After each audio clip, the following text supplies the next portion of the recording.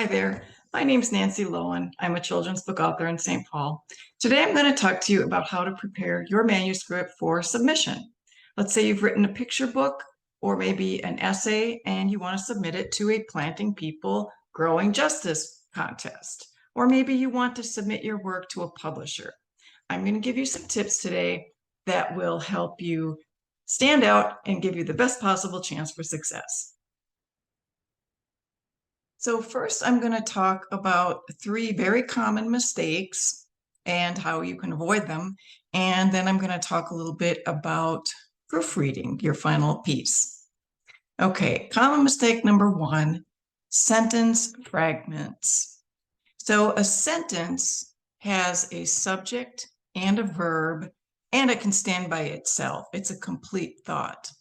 A sentence fragment isn't a sentence. It might be missing a subject, or it might be missing a verb, or it might have another word attached to it that makes it a dependent clause, like an as or a when or something like that. But it's really important to know what is a sentence fragment and what isn't. And I'm going to just read these 2 examples here so you can hear the difference.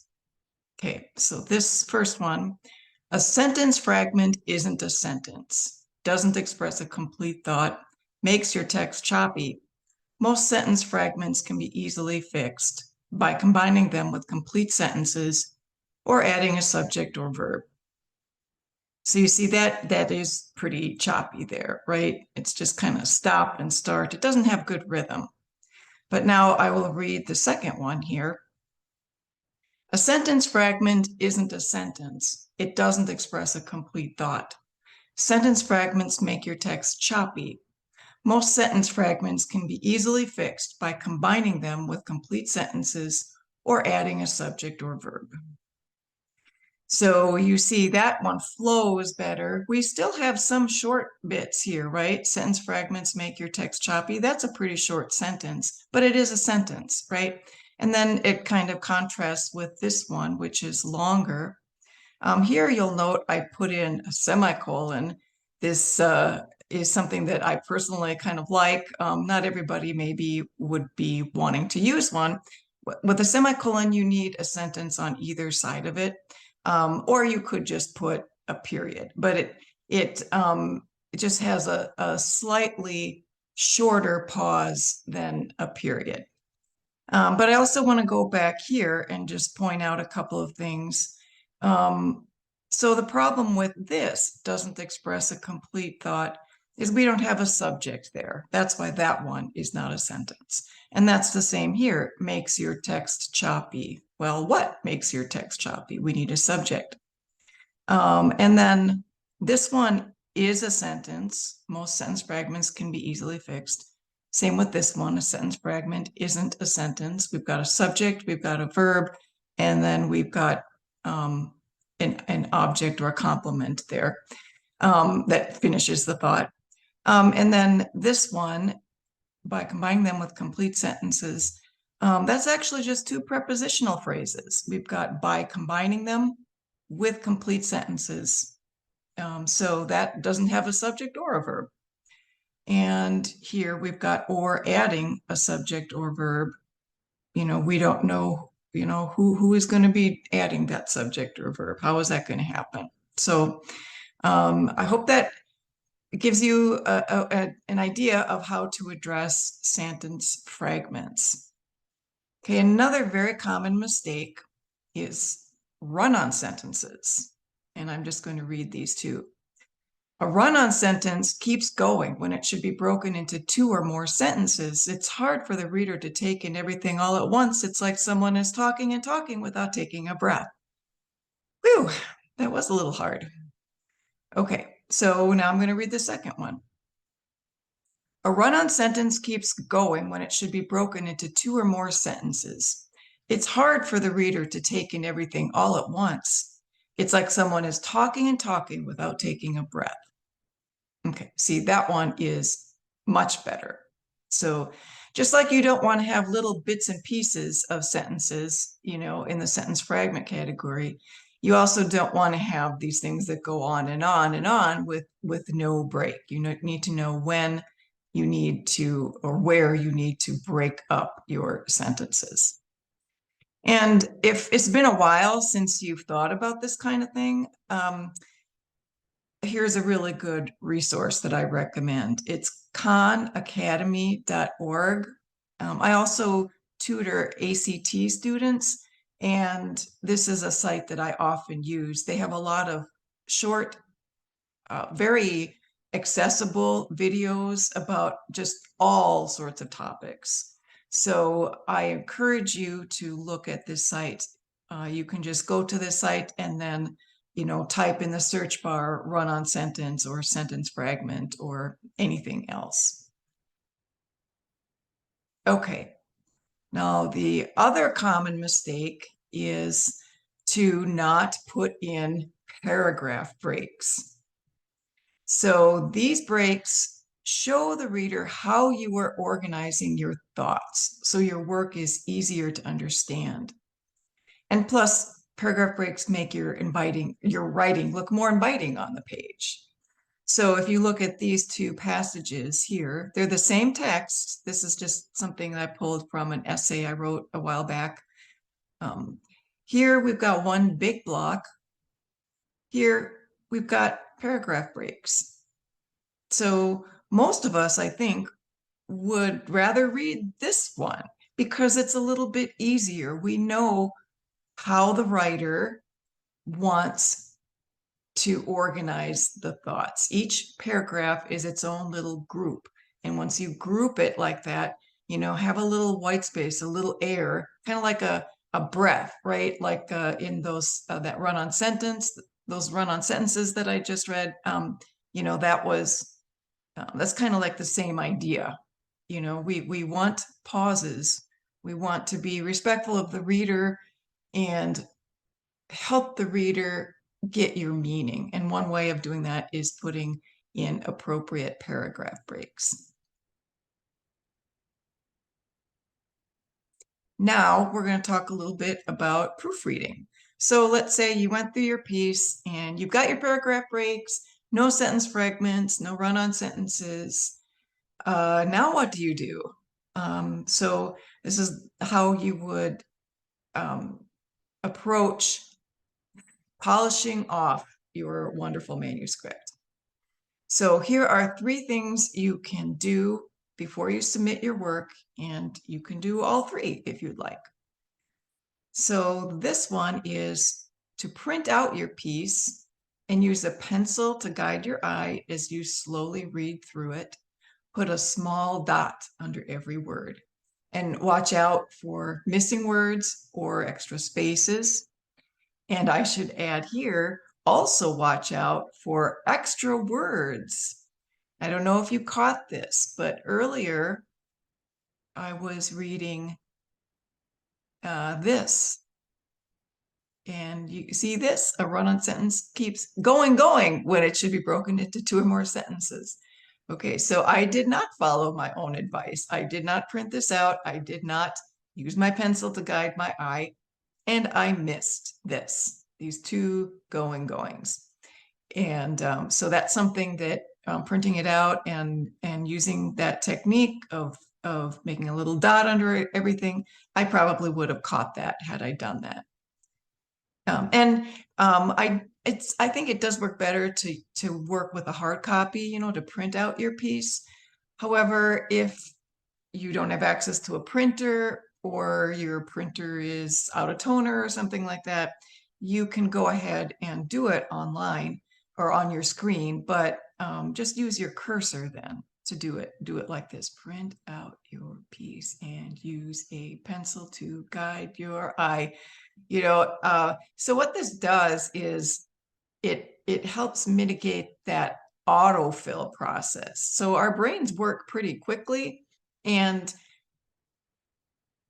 if we're reading it too fast and not consciously trying to look at every word, our brains are just going to fill in the right words, right? Or just going to gloss over any mistakes. So that's why you need to really be intentional about your proofreading. And here is another option. You can read your piece out loud, and you might even want to record yourself. We all have these smartphones with us all the time. You can get a recording app and just record yourself and listen. And if you stumble over words or put pauses in places where there's no punctuation, consider revising. Another thing you could do is to ask someone else to read your work to you. Sometimes that's really helpful too. Somebody who doesn't have a history with your work, doesn't have like echoes of previous versions or anything. They might be able to let you hear your piece kind of with a fresh ear, so to speak. Okay, and then here's another thing you can do. It can be difficult to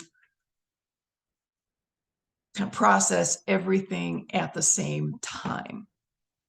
So one way to deal with that is to make multiple passes through your work, and each time focus on a different aspect, like wordiness, for example. So you might want to go through your whole piece and only look for places where you can trim down, where there are words that don't need to be there, and cutting them is actually going to make your piece stronger, cleaner, more powerful.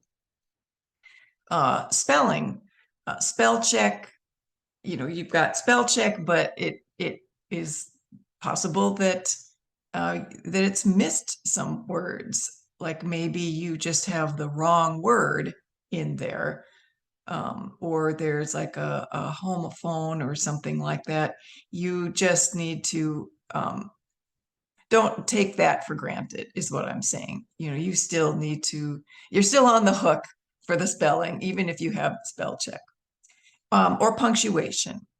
You might want to go through and just make sure do you need to add commas, or do you need to take away commas? Do you need to add, period, semicolon, whatever. Hopefully you've already done the fragments and the run-ons and stuff, but this would be a way of double checking that too, that final pass there. And finally, be sure to double check any corrections you make. Often this is when careless errors creep in. So that's what happened when I repeated that word going.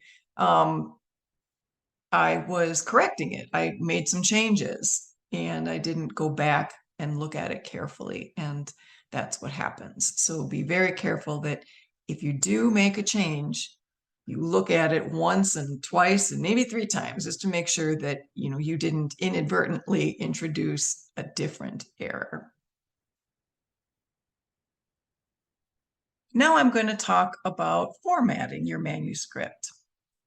The number 1 rule for formatting is to follow the guidelines of whatever contest you're applying to or whatever publisher you're submitting to. That's the first thing.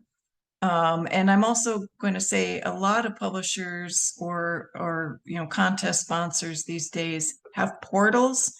So some of this stuff here, your address and some of these other things, you might actually be just using a form to input that information, and then you'll either paste your manuscript or send an attachment. So what I'm going to show you here is just standard formatting. It makes sense to just do it this way in the first place, and then you're kind of covered no matter what. So first thing is, I'm going to talk about margins. So standard margin is 1 inch all the way around. And I'm using Word here, but because a lot of us have Word or easy access to it, but these things are pretty readily available also on Google Drive documents or other programs. So you go to layout, margins, and then normal here. Okay, so 1 inch margins, you're going to be using 12-point Times New Roman font in black. There are maybe some other fonts that you can use. I think Garamond is one, but you might as well just go with Times New Roman because you know that that's going to be fine. You don't want to try to get fancy with, fancy fonts or color type or anything like that. You're just going to want the focus to be on your words, and then this kind of thing might look a little boring to you, but it's professional. And when editors are reading a lot of different pieces, it's helpful to them if things are consistent. Okay, so now we're going to look here. You're going to put your name, your address, email address, phone number. If you have a website, you could put that there as well. And then you're going to want to put your word count. And that is really important to put that there, because that shows that you've been paying attention, that you're following the guidelines. You're not trying to, put one over on anybody. Those word counts are pretty important because people know how much space they have or how many pages they want to give you or whatever. And it just shows respect and professionalism to stick to those guidelines for the word count. And this, putting it right here like this so they can see it easily, that does that. Okay, so now you're going to want to have some space here and then some extra space here. You're going to have your book title centered and by, and then put your first and last name. This is probably not a big deal, but it's kind of customary that you don't indent that first line, like the first line in every chapter. You don't need a cover page for a picture book. Cover pages are usually for longer works, like for a novel or a book-length work of nonfiction. So we already talked about the font. Now you're going to want to indent your paragraphs. So the standard indent is 1/2 inch up there. That's kind of it's the default. So if I go back here and then just hit tab, I'm going to be right where I need to be. You're going to want to align left as well, not justify. So I'm just going to show you this. If you were going here, that would be justifying. That's when, everything lines up. But what that does is it creates weird gaps sometimes between the words, and it's harder to read. So you're going to want to just go align left. So what if you want to include page breaks or illustration notes? This is how you can do that. So just put in parentheses, put the page, the 2 pages. You're always going to have an even number on the left and an odd number on the right. And 2 pages together like that is called a spread. And if you're going to add illustration notes, this is what you can do. You can put notes in brackets and align that to the right. And I want to say a little bit about illustration notes. It might be tempting to put in all sorts of notes because you've worked hard on your piece and you can picture it in your mind, but it's best to keep those to a minimum and only use an illustration note when you really have to, because there's something important going on that's not in the text. And the reason for that is that you are not making a picture book by yourself. There are other people involved, the illustrator, editor, art director. All of these people want to have a little creative freedom as well. So be mindful of that. If you have strong feelings, if you're if you're working with an editor, you can certainly give your input if you want other things, in the illustrations, but there will be opportunity for that. You don't necessarily have to put all of that stuff in your actual manuscript. So keep that to a minimum. And my note here, I just thought, what can I put here? I'm going to put an illustrator dancing happily. So much freedom. Okay, and a little thing here, you don't need to worry about including a copyright symbol. your work is automatically protected under copyright law, whether or not you include the symbol. And if you are writing a longer piece with chapters, you're going to want to have a new page for every chapter. Start it, a little bit farther down, a little space here. And at the end, you're going to want to put the end or else that number sign or hashtag. That is a clear indication that your story is done and there are no missing pages.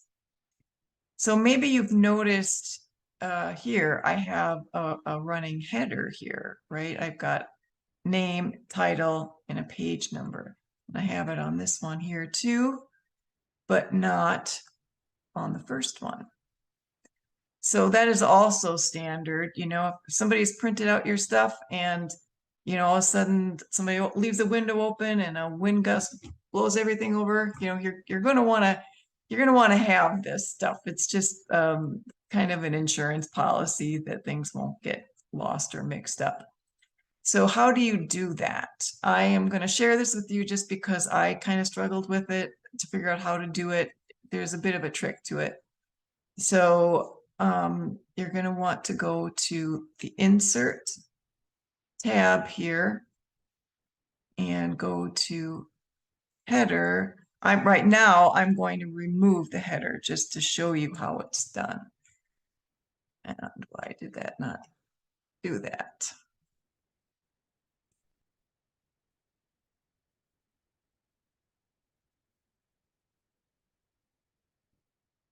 There. Don't know what that problem was. Okay, now Insert tab. Now I'm going to insert, but I'm not going to insert the header. I'm going to insert the page number first. Top of page, and we want it on the right. Okay, so now we've got that number there. Now I'm just going to go right here and write last name, title, and then I'm going to just use my space bar and space it all the way here. It seems silly, but you can't really do a tab or anything there. So that is how to do that. And also, whoops, sorry about that. Note that I have different first page checked here. That is how we don't get the header on the first page. So the first page doesn't have the header, but it does count as the first page, and we're picking up here with page 2. And then you see it's here. Okay.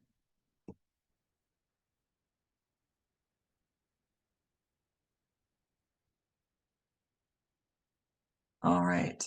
So I hope that you will go to Planting People, Growing Justice, and look at all the great contests that they have and all the resources.